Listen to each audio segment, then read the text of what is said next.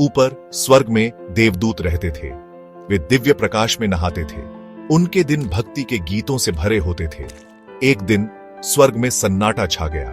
सबके रचयिता भगवान कुछ कहने वाले थे। उन्होंने एक नया प्राणी बनाने की अपनी योजना की घोषणा की। मनुष्य अलग होगा। मनुष्य पृथ्वी पर चलेगा।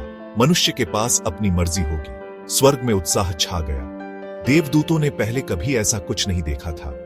एक नई रचना, कितनी अद्भुत। लेकिन सभी खुश नहीं थे। कुछ पर बेचैनी छाने लगी। वे सोचने लगे कि इतना अलग क्यों बनाया जाए। देवदूतों में बड़बड़ाहट उठी। कुछ ने भगवान की योजना पर सवाल उठाया। गलती करने वाला प्राणी क्यों बनाए? वे स्वतंत्र इच्छा के परिणामों के बारे में चिंतित थे। पृथ्वी एक नाजुक संतुलन थी। क्या मनुष्य इस सद्भाव को भंग करेगा? क्या वो तबाही मचाएगा? शुद्ध और समर्पित देवदूत समझने के लिए संघर्ष कर रहे थे। वे हमेशा पूर्ण आज्ञाकारिता में रहे थे।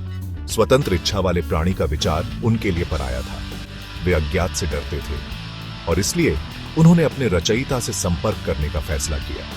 भारी मन से उन्होंने अपनी चिंताओं को व्यक्त करने की तैयारी की।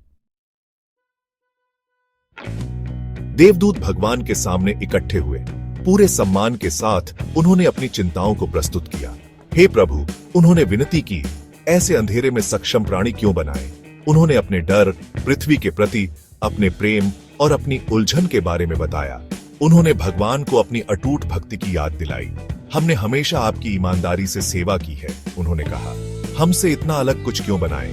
वे भगवान की योजना को समझने के लिए तरस रहे थे। वे आश्वासन के लिए तरस रहे थे। भगवान ने अपनी दिव्य रचनाओं को धैर्यपूर्वक सुना। अनंत ज्ञान से उन्होंने उनके डर को शांत किया। मनुष्य प्रेम से बनाया गया है, उन्होंने समझाया।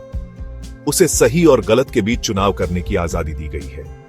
भगवान ने एक भव्य योजना की बात की, एक ऐसा उद्देश्य जो उनकी समझ से परे है। मनुष्य, उन्होंने समझाया, पृथ्वी का रक्षक होगा। वह चुनौतियों और जीत का सामना करते हुए सीखेगा और बढ़ेगा। स्वतंत्र इच्छा के माध्यम से मनुष्य में महान प्रेम, करुणा और रचनात्मकता की क्षमता थी। और इस यात्रा में देवदूत एक महत्वपूर्ण भूमिका निभाएंगे। वे मार्गदर्शक और रक्षक होंगे जो मनुष्य को अपना रास्ता खोजने में मदद करेंगे। भगवान के शब्दों से आश्वस्त देवदूत समझ गए। उन्होंने नए विश्वास के साथ अपने नए उद्देश्य को अपनाया और इसलिए मनुष्य बनाया गया। अंधेरे और प्रकाश दोनों से भरे रास्ते पर चलते हुए हमेशा स्वर्ग की प्यार भरी निगाहों से देखा जाता रहा।